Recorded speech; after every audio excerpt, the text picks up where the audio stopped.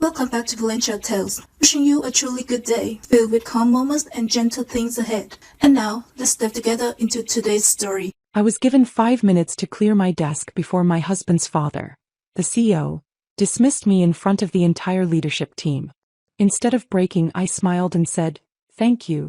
One by one, 22 colleagues quietly stood and followed me out. Nia sneered until the legal director turned pale and whispered, "Get the lawyer, now." 4 minutes and 30 seconds left, Nicholas announced to the room, his Rolex glinting as he tapped its face. I continued packing my desk drawer, pulling out 6 years' worth of work. Project files, team photos, the backup drive containing every system architecture I'd built for Vertex Solutions.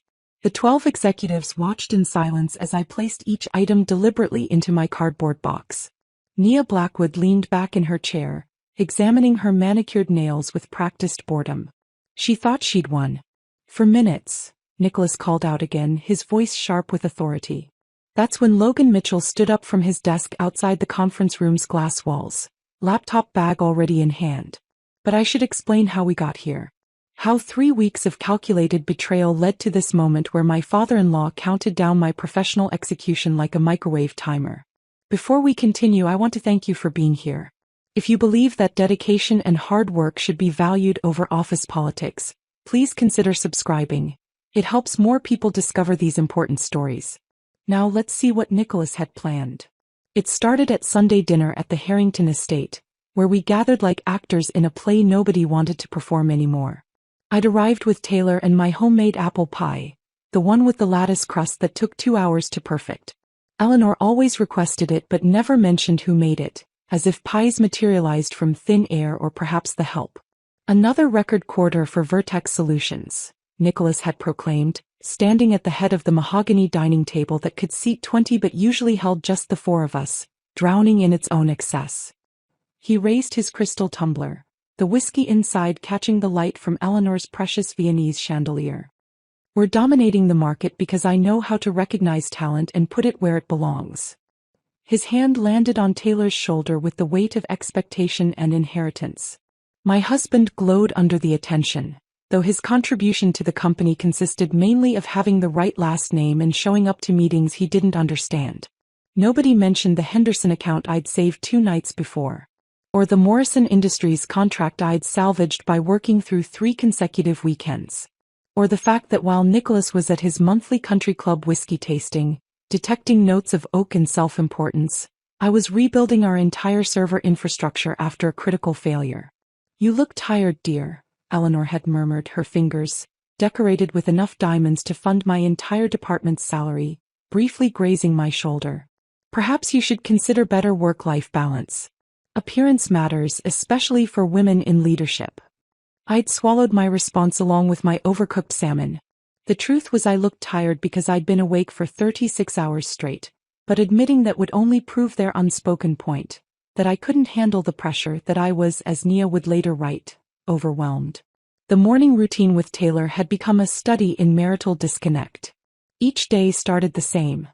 Him fumbling with the expensive espresso machine his parents gifted us, creating coffee that tasted like burnt disappointment while scrolling through sports news on his phone. "Big week ahead?" he'd asked that particular Tuesday, 2 weeks before everything imploded. "I should hear about the promotion today." I watched his reflection tense in the microwave door. "Right. The promotion." He took a sip of his failed latte. "Dad mentioned Nia's been really impressive lately. She's been staying late, taking on extra projects." My fingers stilled on my laptop keyboard. Nia Blackwood, who arrived at 9:30 sharp and left at 5 o'clock on the dot.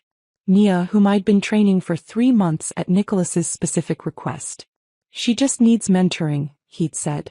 "Someone to show her how we do things here." So I'd opened my playbook, shared my strategies, explained our client relationships with the patience of a kindergarten teacher.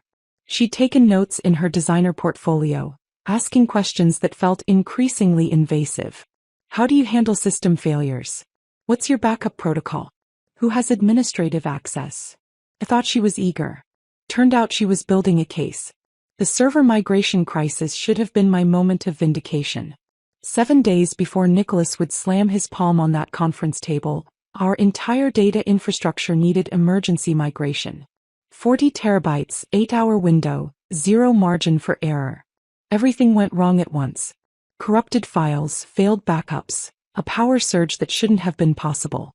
By 10 p.m. I'd activated my emergency protocol, calling in my entire team. Logan arrived first, still wearing the program from his daughter Emma's dance recital pinned to his shirt. She understood, he'd said quietly, though I caught him checking videos his wife sent from the auditorium. Priya came next, apology heavy in her voice as she called her husband.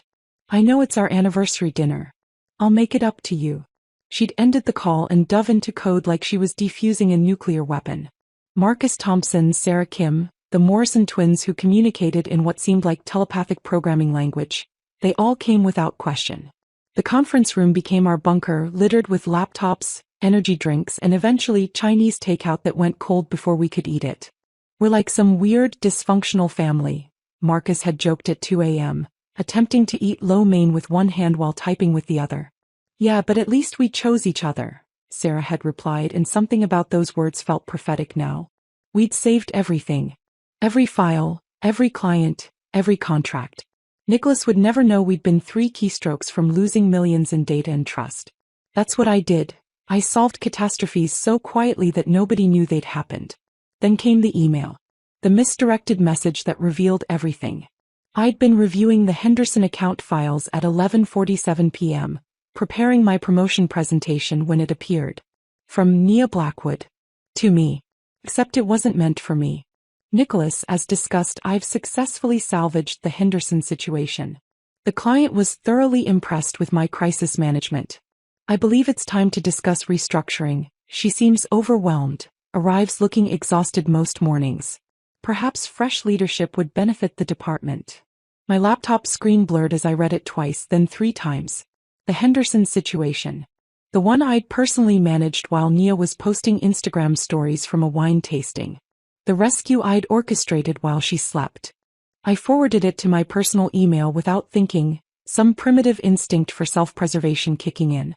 Then I sat in my home office, still wearing the coffee-stained blouse I'd put on 18 hours earlier, understanding finally that dedication looked like weakness to those who'd never truly worked. 3 minutes, Nicholas announced now, his voice cutting through my memory. The executives remained frozen, but through the glass I saw Priya standing up, then Marcus, then Sarah. One by one my team, my chosen family, began to rise.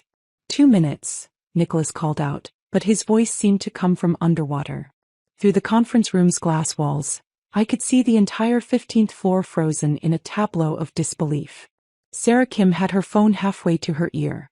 The Morrison twins stood at their adjoining desks, identical expressions of shock on their faces.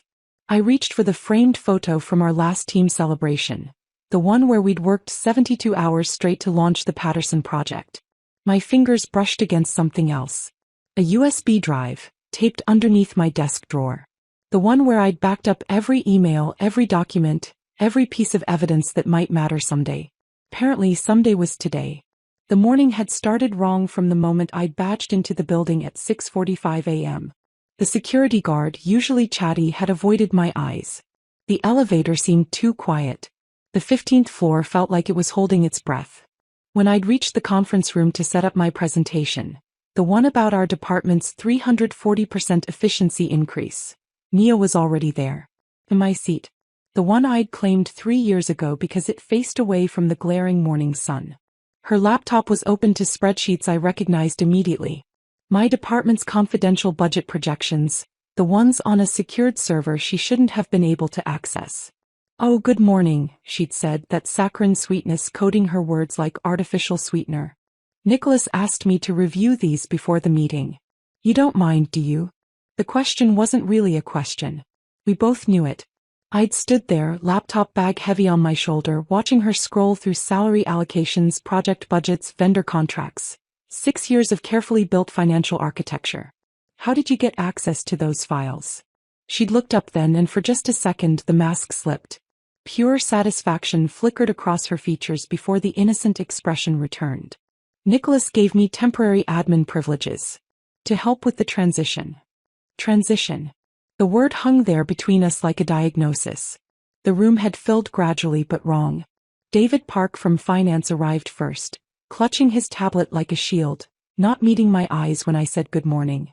Then came Margaret Lawson, our legal director, who normally radiated composure but today kept checking her phone, gripping her legal pad with white knuckles. Even the coffee was wrong. Usually, someone would have started the expensive machine by now, the one that ground beans fresh for each cup.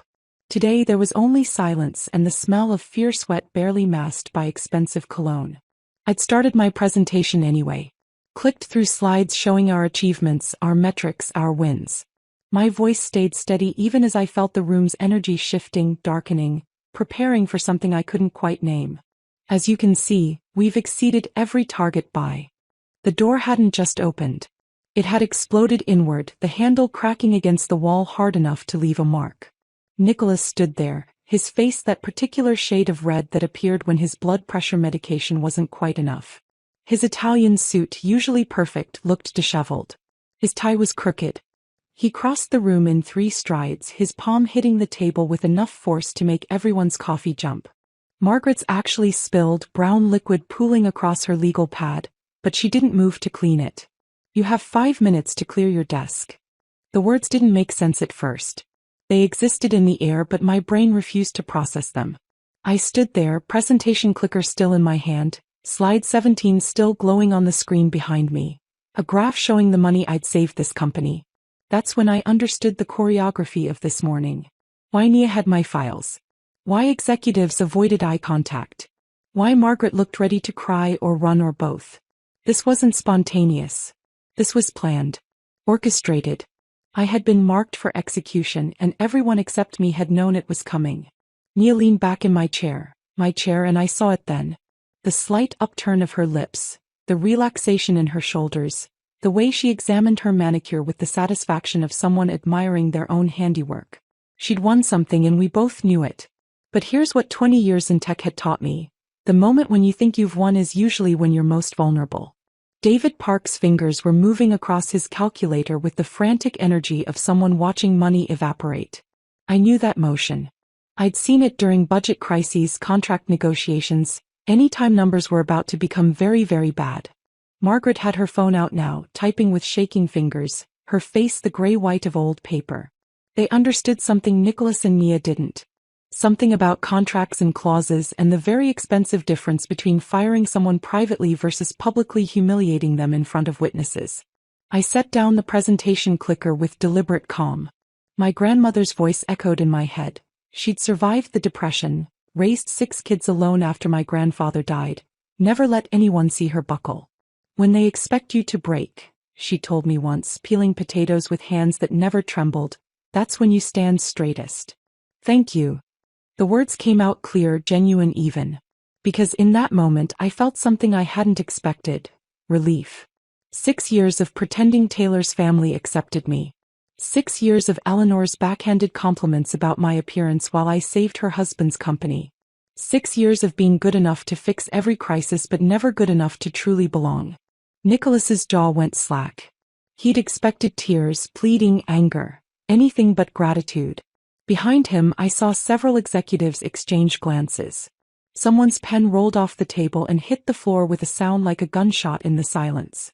I began packing with the methodical precision I used for system architectures. Each item lifted, examined, placed in the cardboard box that had materialized from somewhere. The backup drive went in first. Then the project files. The team photo. My coffee mug with the chip on the handle. 1 minute, Nicholas announced, but his voice had lost its edge. Confusion was creeping in, the first crack in his certainty. Through the glass, motion caught my eye. Logan Mitchell was standing at his desk, laptop bag already over his shoulder. He wasn't packing. He was already packed. Ready. Then Priya stood. Then Marcus. One by one, like a slow wave building strength, my entire team rose from their desks. Nicholas turned to see what I was looking at, and his face went from red to white so fast I thought he might faint. Nia's expression shifted from triumph to confusion to something approaching panic.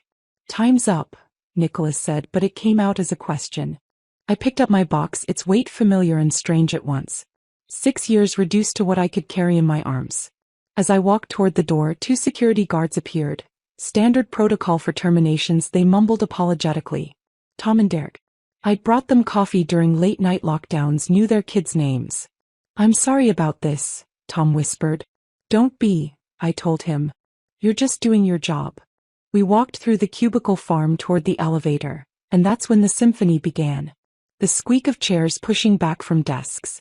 The rustle of bags being gathered. The soft thuds of laptops closing. Logan fell into step beside me. Then Priya, her heels clicking a determined rhythm. Marcus, Sarah, the Morrison twins moving in perfect synchronization. By the time we reached the elevator, 22 people had joined our procession. Tom stopped walking. His hand dropped from my elbow. In 15 years, he said, voice thick with something between awe and respect, I've never seen anything like this. Neither had Nicholas Harrington, whose empire had just started its collapse, though he wouldn't understand that for another 48 hours. The elevator doors closed on 22 people and one security guard who looked like he'd just witnessed a miracle or a massacre. He wasn't sure which. Tom pressed the lobby button with a hand that shook slightly. Nobody spoke during the descent. The only sound was the mechanical hum and someone's phone buzzing insistently. Then Logan's. Then Priya's. Like popcorn starting to pop, our phones erupted in a cascade of notifications. When the doors opened to the lobby, we walked out into blazing midday sun. The kind of light that makes everything look overexposed and surreal. Maria at reception stood up so fast her chair rolled backward into the wall. Gerald, the maintenance supervisor, stopped mopping and watched us file past. Someone started a slow clap from the loading dock. I couldn't see who, and then others joined in until the sound echoed off the parking garage walls. This is insane, Priya whispered beside me. This is justice, Logan corrected, shifting his laptop bag. We stood there in the parking lot, 23 people blinking in the harsh light, phones buzzing like angry wasps. The Morrison twins were already on their laptops, sitting on the concrete median, typing furiously. Sarah had her phone pressed to her ear, explaining to someone, probably her partner, why she was suddenly unemployed at 11:47 on a Tuesday morning. I should go, I said to no one in particular. My car keys felt foreign in my hand. We all should, Marcus replied, but nobody moved. We stood there like survivors of a shipwreck, not quite ready to leave the sight of the vessel going down. The drive home took 17 minutes. I know because I watched the clock the entire way, unable to focus on anything else. My phone, tossed in the passenger seat, continued its electronic seizure. 3 times I reached for it at red lights. 3 times I pulled my hand back. Taylor's car was in the driveway. Of course. He worked from home Tuesdays and Thursdays, a luxury Nicholas had granted his son but would never have considered for anyone else, especially not me despite my longer tenure and higher position. I sat in my car for a full minute, engine off, listening to the tick of cooling metal. The house we'd bought 3 years ago, with help from his parents for the down payment, naturally, looked the same as when I'd left this morning. Same cherry tree in the front yard. Same crack in the driveway we kept meaning to fix. Same life except everything had changed. Taylor met me at the door, his laptop still in one hand, confusion written across his face. Behind him I could see his home office setup, dual monitors glowing with spreadsheets he probably didn't understand. Why are you home? Are you sick? Then he noticed the box in my arms. His face went through a series of expressions like someone cycling through TV channels. Confusion, concern, realization, anger. Dad called. His voice was flat. He says you lost it in the meeting. Says you were unstable, started crying, had to be escorted out by security. I set the box on our entryway table, the one his mother had given us that I'd always thought was too ornate for the space. Is that what he said? He said you've been struggling lately. That Nia had to cover for your mistakes. That he had no choice. I pulled out my phone, ignored the 100 other notifications and found the forwarded email. Nia's email. The one claiming credit for the Henderson account. The one calling me overwhelmed. The one that was clearly part of a longer conversation with Nicholas the first hadn't been privy to. Taylor read it once. Then again. His jaw muscle twitched. The tell he'd inherited from his father that appeared when reality didn't match the narrative he'd been fed. This is. He started then stopped. When did she send this? 3 weeks ago. Accidentally sent to me instead of your father. And you didn't tell me? Would you have believed me? Or would you have said Nia made an honest mistake, that your father would never plot against his own daughter-in-law? The silence stretched between us like a contested border. Taylor set down his laptop, ran both hands through his hair. Another inherited gesture. I need to think, he said, grabbing his keys from the hook by the door. I just need to think. Taylor. But he was already gone, the door closing with a decisive click that sounded like punctuation. I stood in our entryway, still in my work clothes, surrounded by the life we'd built on a foundation that was apparently sand. My phone rang. Unknown number. I almost didn't answer, but something, instinct, exhaustion, morbid curiosity, made me swipe accept. Please don't hang up. Margaret Lawson's voice, barely above a whisper. I'm calling from the bathroom. The executive bathroom on 16, the one nobody uses. Margaret. Your contract. The clause about hostile termination. Nicholas never read it. Legal reviewed it 6 years ago when you were hired, but he just signed where I told him to sign. Her words tumbled out like water breaking through a dam. The humiliation multiplier alone puts your severance at $800,000. But with documented harassment, the public nature of it, 22 witnesses, we're looking at millions. Millions. Why are you telling me this? Pause. The sound of running water. Because in about an hour, Nicholas is going to realize what he's done. And when he does, he's going to blame me. Say I should have warned him. I've worked here 12 years. I've covered for his temper, his affairs, his questionable decisions. But this is going to end my career. Margaret. Can we meet? Tomorrow. Somewhere nobody from Vertex would go. I have documentation. Things you should know. Things that might help us both. The call ended before I could respond. I stood there, phone in hand, when it immediately buzzed again. Dylan from my former team, had sent a screenshot. A Slack channel called The Exodus, with 247 members before IT shut it down. The messages were a flood of disbelief, support, and panic. Did this really happen? 22 people walked out? What do we do now? Is the Henderson project dead? Who's going to maintain the servers? My LinkedIn app showed 47 notifications. Emails poured in. 3 competitors had already reached out with variations of heard the news and let's talk. But one email made me stop breathing. Catherine Walsh, the venture capitalist who'd turned down Nicholas's pitch 6 months ago, telling him his company lacked innovative leadership. Her message was 2 sentences. Your team's loyalty is worth more than Vertex's entire market cap. Let's build something. I was reading it for the 3rd time when the doorbell rang. Eleanor Harrington stood on my porch at 9 p.m., makeup smudged, holding a manila folder like it might bite her. May I come in? Eleanor asked, and for the first time in 6 years she looked fragile. Not the polished society matron who commanded charity boards and country club committees, but a woman carrying weight she could no longer bear alone. I stepped aside. She entered my home, the home she'd helped fund but never truly welcomed me into, and stood awkwardly in the entryway, clutching that manila folder like a confession. Taylor's not here, I said. I know. I waited until I saw him leave. She followed me to the living room, sitting on the edge of our couch as if she might need to flee at any moment. Nicholas fired his own brother this way 20 years ago. Edward. He was CFO, had been with the company since the beginning. She opened the folder, revealing yellowed board meeting minutes, old emails printed on paper that had softened with age. Edward questioned one of Nicholas's decisions publicly. Not even criticized, just questioned. Nicholas gave him 10 minutes to clear out. The family never recovered. Edward's wife left him. His kids won't speak to Nicholas. 20 years and the wound still bleeds at every holiday. Why are you telling me this now? Eleanor's laugh was bitter, nothing like her usual musical society trill. Because I've watched my husband destroy people for decades, telling myself it was business, that successful men had to be ruthless. But watching him do it to you, someone who saved his company while he was playing golf, someone who made my son happy even if we never showed it, I can't pretend anymore. She pulled out another paper. This is from 5 years ago. Michelle Reeves, VP of Marketing. Fired in a board meeting for insubordination. She'd suggested Nicholas's strategy was outdated. Another paper. 3 years ago, James Chin, head of innovation. Terminated publicly because he'd received a job offer from a competitor and Nicholas wanted to make an example. They choose the easy path. Eleanor continued, and now she was looking directly at me. Nicholas and Taylor both. They avoid conflict by creating bigger conflicts. They'd rather destroy relationships than admit fault. I've enabled it for 35 years and I'm sorry. Her hug was unexpected, fierce and brief.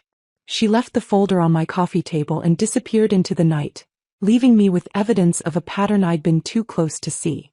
My phone rang at 2:07 a.m. I'd finally fallen asleep on the couch, still in my work clothes, the folder's contents spread across the coffee table like a crime scene. Please tell me you're awake. Margaret Lawson's voice was pitched high with hysteria. I am now. Nia destroyed everything. She tried to prove she could handle your systems, wanted to show Nicholas she didn't need the transition period. She was trying to access backup files but deleted the main customer database instead. I sat up, suddenly completely awake. She deleted the entire customer database? That's not the worst part. She tried to recover it herself. Didn't call IT, didn't follow protocol. She ran some recovery software she found online. It corrupted everything. The entire East Coast operation has been dark for 6 hours. They're estimating 14 hours minimum before even partial restoration. The silence stretched while I processed this. Our customer database wasn't just names and addresses. It was 17 years of relationship management, purchase histories, custom configurations, support tickets, the DNA of the company's client relationships. How much? I asked. Conservative estimate? 50 million in immediate losses. That's not counting the clients we'll lose, the lawsuits, the reputation damage. Margaret's voice cracked. She's been in the bathroom crying for 2 hours. Nicholas has been screaming at everyone. He threw a laptop. Actually threw it at the wall. Security is on standby. I felt something I hadn't expected. Nothing. Not satisfaction, not vindication, just a cold, empty nothing. Nia had engineered my humiliation, and now she was drowning in her own incompetence. Margaret, you need to document everything. Every email, every action, every word Nicholas says. Already am. I'm creating my own insurance policy. She paused. Your team could have prevented this. My team wouldn't have caused it in the first place. After Margaret hung up, I sat in the dark, watching the sunrise creep across my living room walls. Somewhere across town, Vertex Solutions was hemorrhaging money and reputation while Nia learned that taking credit and taking responsibility were vastly different things. Taylor came home at 7 a.m. looking like he'd slept in his car. His shirt was wrinkled, his hair stood at odd angles, and he reeked of whiskey and regret. The database is gone, he said without preamble. I heard. Dad's lost his mind. He's threatening to sue Nia, but legal says he can't because he gave her the access. He's calling emergency board meetings. Mom's had 2 panic attacks. He collapsed on the couch beside me, careful not to touch me. He wants me to convince you to sign an NDA and make this go away quietly. Make what go away? His public humiliation of me? The 22 people who walked out? Or the fact that his chosen replacement just cost the company $50 million? Taylor rubbed his face with both hands. All of it. He's offering the $800,000 Margaret mentioned. Full severance, extended benefits, glowing recommendation. All you have to do is sign saying you won't discuss what happened or compete for 2 years. No. The board is threatening his position. If you sue, if this gets worse, he could lose everything. I turned to look at my husband, really look at him. He was a stranger wearing Taylor's face, speaking Taylor's voice, but the man I'd married, who'd promised to stand by me, to be my partner, was gone if he'd ever existed at all. He should have thought of that before he gave me 5 minutes to clear my desk. I need you to fix this. Those 5 words hung between us like a blade. Not, I'm sorry. Not, he was wrong. Not, I should have defended you. Just another demand to sacrifice my dignity for the Harrington family comfort. I need you to leave, I said, surprised by how steady my voice was. Taylor looked at me then, and for a moment I saw something, awareness maybe, that he'd chosen the wrong side. But Harringtons didn't admit mistakes. They just found someone else to blame. He left without another word, and I knew our marriage had ended in that moment, even if the paperwork would come later. By noon, my living room had transformed into a startup incubator. 22 people with laptops balanced on their knees, sitting on floors, perched on chair arms, crowded around my dining table. Logan's 12-year-old daughter Emma sat in the corner doing homework, occasionally looking up at the chaos with curious eyes. Phoenix Digital, Priya announced, holding up a napkin where she'd sketched a logo, a stylized bird rising from flames. We're not subtle, but neither were they. Marcus was on his laptop, fingers flying. Domain secured. Social media handles locked down. I'm also grabbing variations before Vertex thanks to CyberSquat. His husband, James, appeared with a tray of coffee mugs. I made a supply run. Nobody's building a company on empty stomachs. Pizza boxes accumulated like sedimentary layers of ambition. The Morrison twins had somehow created a project management system on my living room wall using sticky notes. Sarah was already reaching out to contacts, her phone voice professional despite sitting cross-legged on my floor. We need incorporation documents, someone said. On it, replied Logan, whose brother-in-law was apparently a corporate attorney. The energy was electric, desperate, hopeful. We weren't just colleagues anymore. We were refugees from a corporate disaster, building something new from the ashes of what Nicholas had destroyed. And in that crowded, chaotic living room, I felt more at home than I had in 6 years at Vertex. My phone buzzed at 4:47 p.m., 3 days after we'd transformed my living room into Phoenix Digital's first headquarters. Robert Hoffman's number appeared on the screen, Nicholas's lawyer calling for the third time today. Ms. West, Mr. Harrington has authorized me to increase the offer to $800,000. His voice carried the exhaustion of a man losing a war he'd thought would be easy. This is the baseline severance per your contract. The baseline assumes normal termination procedures, I replied, watching the Morrison twins carry computer equipment into what would become our actual office, a warehouse we'd found yesterday. Being given 5 minutes to clear my desk in front of 12 witnesses isn't normal. Margaret Lawson can verify that. The silence stretched. Ms. Lawson is no longer authorized to speak on behalf of Vertex Solutions. Of course she wasn't. Nicholas's first instinct was always to shoot the messenger, even when the message was a legal disaster of his own making. Then I suppose we'll let the courts decide what's appropriate. My lawyer will be in touch. I ended the call just as a white Tesla pulled into the warehouse parking lot.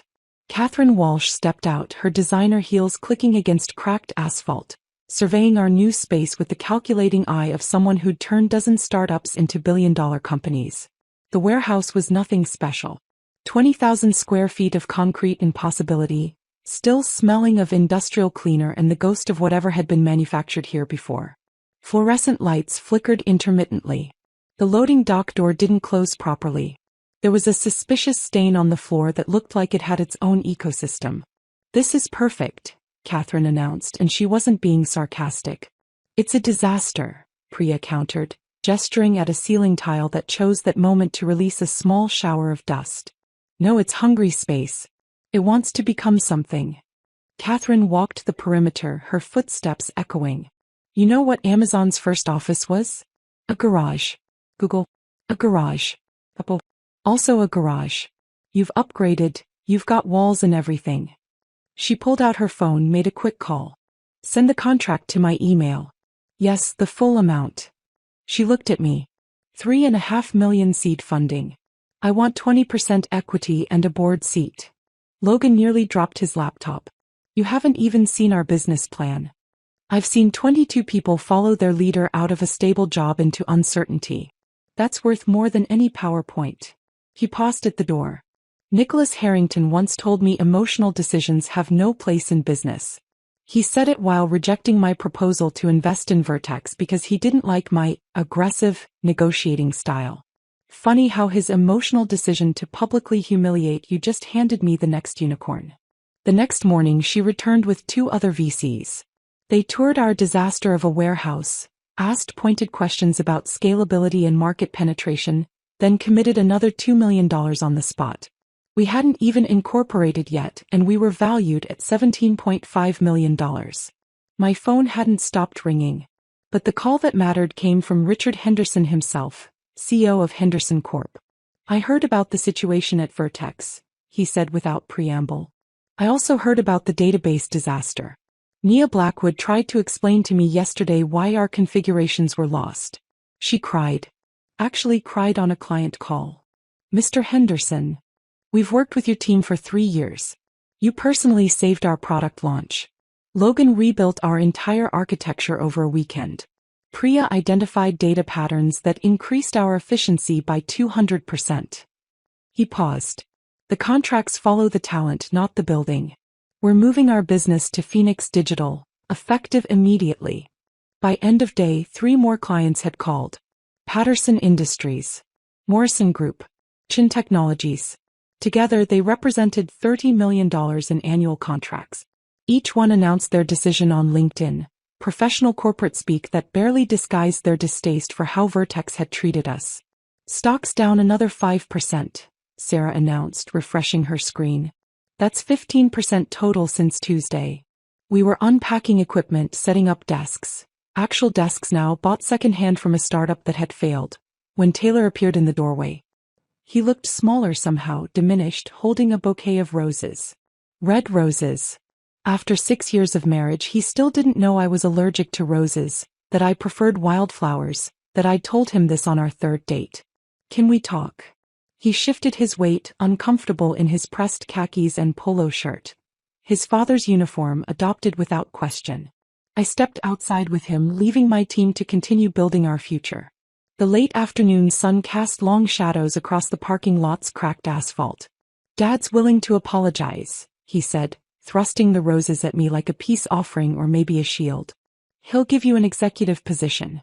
Corner office. 20% raise. Full restoration of benefits. I didn't take the flowers. He thinks this is about office space? It's a good offer. More than fair considering. Considering what? That he humiliated me? That Nia destroyed the database trying to prove she could do my job? That 22 people walked out because they witnessed something unconscionable. Taylor set the roses on the ground between us and they looked sad there, dying on hot asphalt. He's my father. And I was your wife. Past tense, Taylor. You made that past tense the moment you asked me to swallow humiliation for your family's comfort. His face crumpled slightly, the first genuine emotion I'd seen from him in days. You're giving up on us? On our marriage? Your father didn't break us. You did. When you came home and asked me to fix his mistake instead of standing by me. When you chose the easy path of family loyalty over the hard path of doing what's right. He looked at me then, really looked, and for a moment I saw the man I'd fallen in love with. The one who'd existed before his father's influence calcified around him like armor. But that man had been buried so long resurrection wasn't possible anymore. I should go, he said quietly. Yes. He walked back to his car, the BMW his father had bought him, naturally, and drove away. The roses remained on the asphalt. I left them there. By evening they'd wilted in the heat, petals scattering in the wind like all of Nicholas's carefully laid plans. At midnight my phone buzzed with an encrypted file from Margaret Lawson. The subject line read simply, "My severance package." The audio file was 43 minutes of a Vertex board meeting.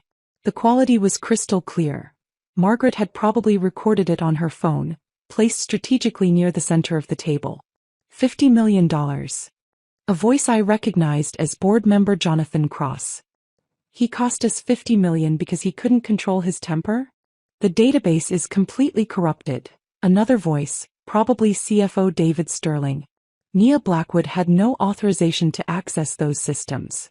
Nicholas gave her full administrative access. This was definitely Margaret, her voice carefully neutral. Against my legal advisement. You promoted your girlfriend's roommate? This voice dripped with disgust. Christina's roommate from college? That's who you thought could replace your daughter-in-law who built half our infrastructure.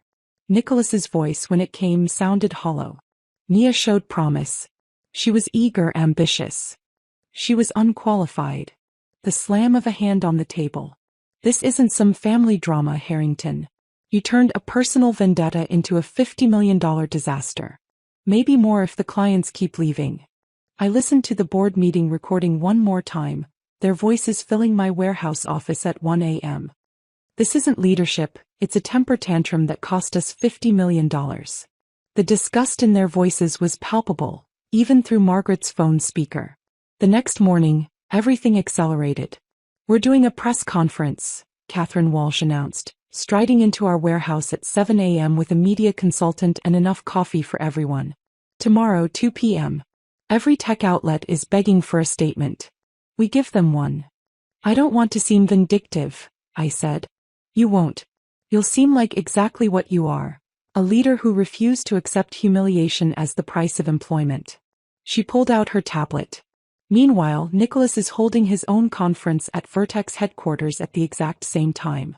My sources say he's planning to frame this as a strategic restructuring. The thought of Nicholas spinning this disaster into corporate doublespeak should have angered me. Yet I felt oddly calm. Let him try to polish this catastrophe. The truth had a way of showing through no matter how much corporate varnish you applied. We spent the next 24 hours preparing.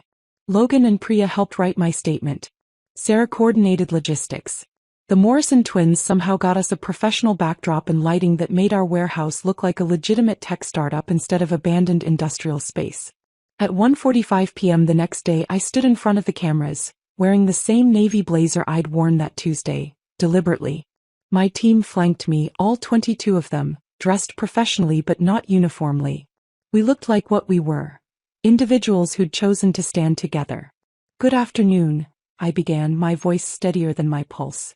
2 weeks ago, Nicholas Harrington gave me 5 minutes to clear my desk after 6 years of building Vertex Solutions' technical infrastructure. Those 5 minutes taught me something valuable. That competence threatens the incompetent, that loyalty means nothing to those who never earned it, and that sometimes the best thing that can happen is being forced to leave a place that never valued you. The cameras clicked like digital rain. Someone from TechCrunch was typing furiously. The Bloomberg reporter was live streaming. Phoenix Digital isn't just a company. It's proof that culture beats strategy, that teams built on respect outperform hierarchies built on fear. We've secured $5.5 million in funding. We've retained clients worth $30 million annually. We've done in 2 weeks what Vertex Solutions claimed would take years, because we have something they lost: trust. Meanwhile, across town, my phone was lighting up with texts from people watching Nicholas's simultaneous conference. Margaret sent a play-by-play. He's sweating through his makeup. Nia's behind him looking at her phone, literally job hunting during the press conference. He just said, strategic restructuring for enhanced agility, and a reporter laughed out loud. Someone shared a screenshot from the financial networks. They were showing both conferences on split screen. Me calm and surrounded by my team. Nicholas, red-faced and stammering, with Nia beside him scrolling through LinkedIn, apparently having given up any pretense of paying attention. The stock ticker ran beneath both feeds. Vertex Solutions, down another 8%. We were still celebrating that evening when my phone rang from a blocked number. I almost didn't answer, but something made me swipe accept. Please don't hang up. Nia's voice, but different. Gone was the sugar-sweet coating, the practiced professionalism. She sounded young, desperate, frightened. I know you hate me. I don't hate you, I said, surprising myself with the truth of it. I nothing you. A sharp intake of breath. Then, I've been terminated.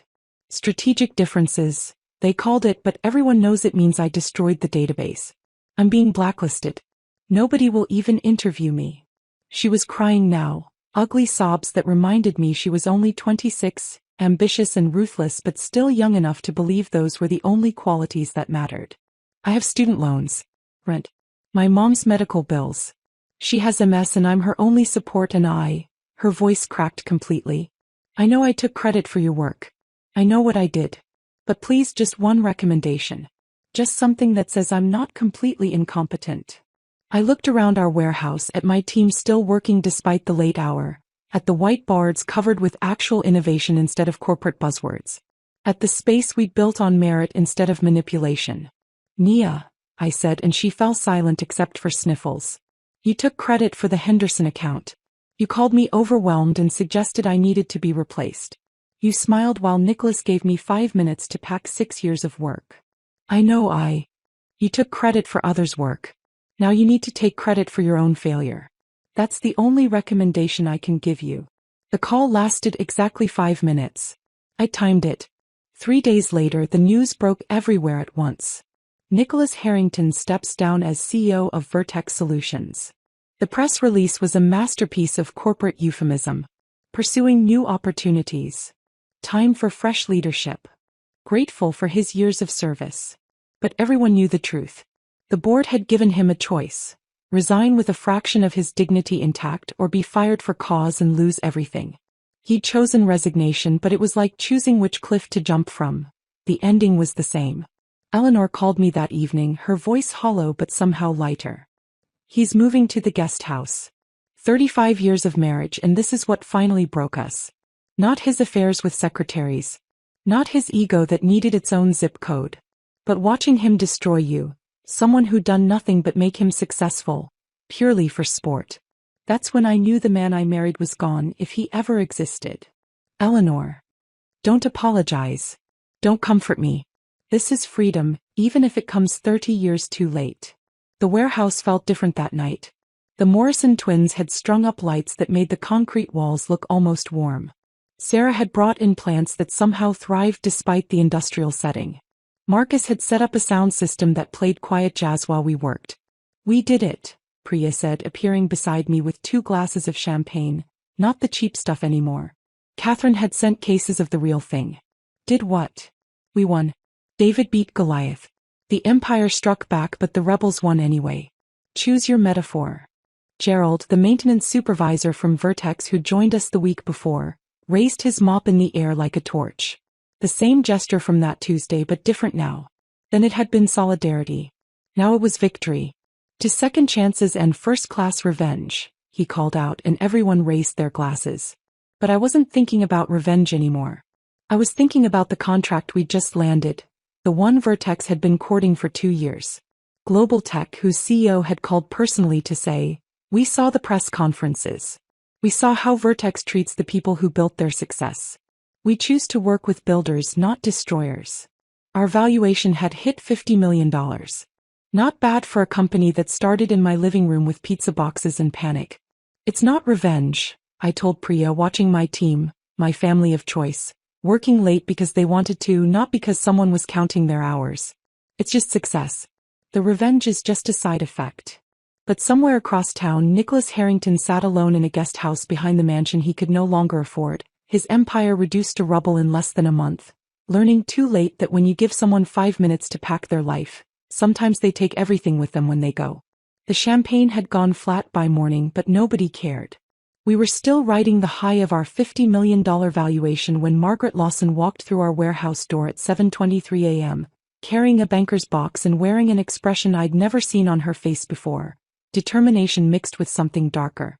"I need 5 minutes of your time," she said, and the irony of that specific number wasn't lost on anyone. She set the box on my desk. A real desk now, bought from a liquidation sale, scarred but solid. "I've been Vertex's legal director for 12 years. I've watched Nicholas destroy careers, break employment laws, cover up harassment claims. I documented everything." She opened the box, revealing folders meticulously labeled by date and violation type. Every illegal termination. Every settlement we paid to keep people quiet. Every time he screamed at someone until they cried, then had me write up paperwork saying they resigned for personal reasons. Logan looked up from his laptop. "Why keep all this?" "Insurance," Margaret said simply. I knew eventually he'd turn on me too. I was right. He's been telling the board I should have prevented your mass exodus, that I failed in my fiduciary duty. He pulled out a thick folder. "This one's my favorite. 3 years of emails where he explicitly told me to ignore legal protocols." She turned to me then, her gray eyes sharp behind designer glasses. "I want to be your chief legal officer. In exchange, I'll ensure Nicholas never works in tech again. My revenge might be colder than yours, but it's been fermenting for 12 years. I know where every body is buried because I helped dig the graves." Priya whistled low. "That's dark." "That's business," Margaret corrected. "He taught me that. Now I'm going to teach him what happens when you create enemies who know your secrets." I looked at this woman who'd sat in that boardroom, watching my humiliation, and realized she hadn't been complicit. She'd been collecting evidence. "Welcome to Phoenix Digital," I said. Margaret's first official act was scheduling the settlement negotiation. "Neutral territory," she insisted. "The Marriott downtown. Conference room 12. It costs $800 an hour, which Nicholas will be paying for." The meeting was set for Thursday at 10 a.m. I arrived early, finding the room exactly as expensive and soulless as expected. Leather chairs that tried too hard, a table polished to mirror brightness, windows overlooking a city Nicholas once thought he owned. He arrived 15 minutes late, a power play that might have worked when he had power to play with. But the man who walked in wasn't the Nicholas Harrington who'd slammed his palm on a boardroom table. This version looked deflated, his Armani suit hanging loose on a frame that had lost weight from stress. His lawyer, Robert Hoffman, looked equally exhausted. "Let's make this quick," Robert said, pulling out documents. "Mr. Harrington is prepared to offer $1.2 million, full benefits continuation for 24 months, and immediate vesting of all stock options." Margaret leaned forward. "Plus a written statement acknowledging that the termination was handled inappropriately, and a non-disparagement clause that goes both ways." Nicholas's jaw clenched, that familiar tell, but he nodded. The man who never apologized, never admitted fault, was about to sign a document acknowledging his failure. The room was silent except for the scratch of pens on paper. Nicholas signed with a hand that trembled slightly, his signature smaller than the bold scrawl I remembered. When he passed the document to me, our eyes met. No words were exchanged, but entire conversations happened in that silence. His eyes said, "You destroyed me." Mine replied, "You destroyed yourself." His said, "I gave you everything." Mine answered, "You gave me 5 minutes." As I endorsed the check, $1.2 million, more money than my parents had seen in their lifetime, I felt something I hadn't expected. Not satisfaction or vindication. Just emptiness. The hollow feeling of winning a war that should never have been fought. Nicholas stood to leave, then paused at the door. For a moment I thought he might speak, might finally say something real. But Harrington men didn't apologize. They just retreated to lick their wounds in private. After he left, Margaret pulled out her phone and showed me something that made my breath catch. Security footage from Vertex, dated the day before Nicholas's resignation. "Tom from security sent this to me," she said. "He thought you should see it." The grainy footage showed Nicholas standing in what had been my office, now completely empty. The timestamp read 9:47 p.m. He was alone, speaking to the empty room, though the security camera didn't capture audio. "He stood there for 20 minutes, Margaret said. Tom could read his lips for part of it. He kept saying, 'I gave her 5 minutes. She took everything.'" "He's wrong," I said quietly. "He took everything from himself. I just refused to go down with his ship." Margaret nodded. "Tom wanted you to know something else. He's the one who made sure the cameras captured everything that Tuesday. Every angle of the boardroom, the walkout, all of it. He said watching you maintain dignity while Nicholas lost his mind was the best thing he'd witnessed in 15 years of security work." My phone buzzed with a text from Eleanor. "Can you meet? Important." I found her at a coffee shop downtown, the kind of place that served $12 lattes to people who thought price equaled quality. She looked different. Younger somehow, though she'd aged years in the past month. "I filed for divorce this morning," she said without preamble. "Served him papers at the country club. During the monthly board meeting. Maximum witnesses, maximum humiliation. Eleanor. Don't pity me. This is 35 years overdue." She stirred her overpriced coffee with deliberate calm. I excused his cruelty as strength. His affairs as stress relief. His destruction of people's careers as business necessities. But watching him destroy you, someone who'd done nothing but succeed, purely because he could, that was when I understood I'd been enabling a monster. She pulled out her phone, showing me a photo of legal documents. "I'm taking half of everything. The houses, the investments, his precious wine collection that he spent more time with than his family. My lawyer says the prenup won't hold. Too many documented infidelities." "What about Taylor?" Eleanor's face darkened. "Taylor chose his side. He could have stood by you. Instead, he asked you to absorb humiliation to keep his father comfortable. He's exactly what I raised him to be, a coward who mistakes compliance for loyalty." She stood to leave, then paused. "The Harrington dynasty took 3 generations to build. Nicholas destroyed it in 5 minutes. The very 5 minutes he gave you. There's poetry in that, don't you think?" As she walked away, I realized the Harrington empire hadn't just crumbled. It had imploded entirely. Nicholas lost his company, his reputation, his marriage, his legacy. All because he couldn't resist humiliating someone who'd done nothing but make him successful. The settlement check cleared the next day. $1.2 million sitting in my account, feeling simultaneously like justice and blood money. I stared at the $1.2 million in my account on my banking app, the number still feeling surreal. 6 months ago this would have been a fantasy. Now it was just a line item in a much larger story. Seed money for something that had already grown beyond my wildest expectations. The warehouse barely resembled the disaster we'd moved into half a year ago. The flickering fluorescence had been replaced with warm LED panels that Logan insisted were better for productivity and mental health. The suspicious stain was gone, covered by industrial epoxy flooring that Priya picked because it matched our logo colors. We had real furniture now, standing desks, ergonomic chairs, even a kitchen that didn't smell like decades of neglect. Mom, look. Emma, Logan's daughter, called from what we designated as the homework corner. She held up her math test, 98%. Priya helped me with the formulas last week. This had become our rhythm. Emma did homework here after school while Logan worked. The Morrison twins taught her coding basics. Sarah helped with her science projects. We weren't just a company. We'd become the family some of us never had, the support system corporate culture promised but never delivered. $75 million valuation as of this morning, Marcus announced, updating our celebration board. Yes, we had one of those now, covered in wins both big and small. And Richardson Industries just signed. That's 40 employees and 12 major clients. 40 employees. People who'd chosen us not for the stability, we were still a startup after all, but for the culture. They'd seen our press conference, heard about the walkout, knew exactly what we stood for. Every resume came with a note about wanting to work somewhere that valued people over profits. Priya's parents had visited last week from Mumbai, performing a traditional blessing ceremony in our conference room. Her mother had touched my shoulder and said, "You gave my daughter purpose beyond a paycheck. That's worth more than any valuation." I was reviewing contracts when the door opened. Taylor stood there looking like a ghost of the man I'd married. He'd lost weight but not in a healthy way, more like grief had been eating him from the inside. In his hand were papers I recognized immediately. Divorce documents. "Can we talk?" he asked, his voice smaller than I'd ever heard it. We went to the break room, the nice one with actual chairs and a coffee machine that worked.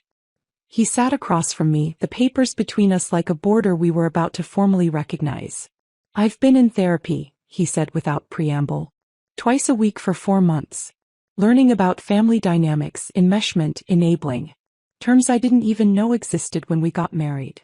"That's good, Taylor. I should have stood up for you." The words rushed out like they'd been building pressure. "That Tuesday when Dad humiliated you, I should have been in that boardroom defending you. Oh, I should have walked out with you. Instead, I came home and asked you to fix his mess. I chose comfort over courage, familiarity over what was right." He pushed the papers toward me.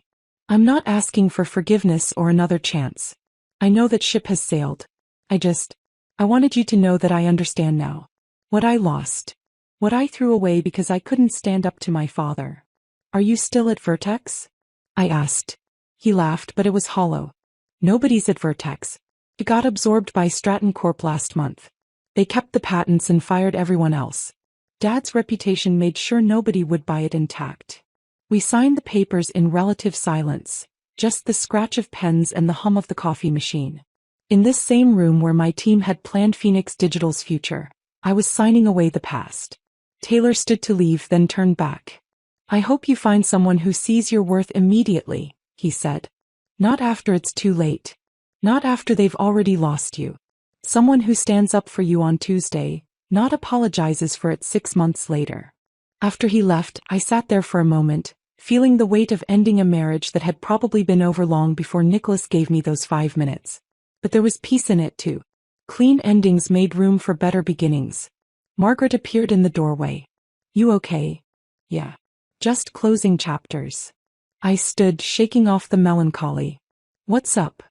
"Thought you should see this." She showed me her phone. Nicholas's LinkedIn profile, updated that morning.